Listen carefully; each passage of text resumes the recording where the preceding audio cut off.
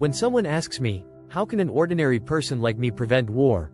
My heart tightens at first, because I know that war does not begin on the battlefield, but in the human heart.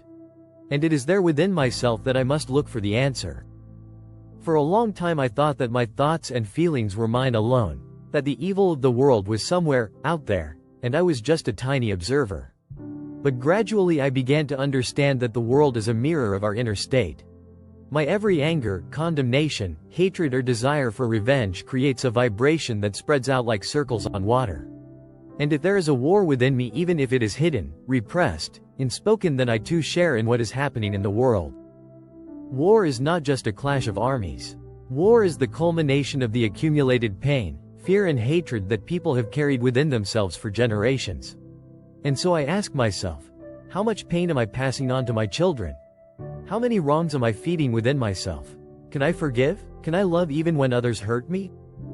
A thought once came to me in prayer: the enemy is not the one who hurts you, but the one you cannot love. And then I understood that the real battle is not against people, but against my pride, my fear, my unwillingness to accept God's will even in moments of pain. The struggle for peace is waged in the silence of my heart, where I learned to turn judgment into compassion, resistance into understanding, pain into prayer. The Bible says, "Blessed are the peacemakers, for they shall be called sons of God." Matthew chapter 5 verse 9. These words speak to me as a challenge. Not to be passive, but to make peace with my inner work, with every decision to love God more than my ego, more than my truth, more than my desire for righteousness.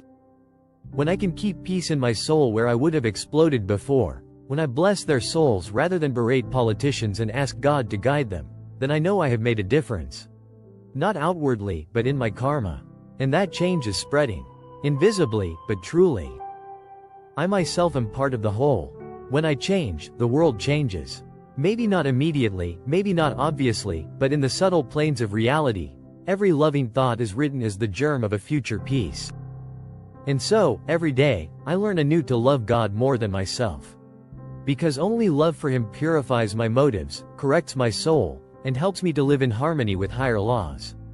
And I believe that this is how through my own transformation I can truly help prevent war. If you liked my message, please like and subscribe. Thank you.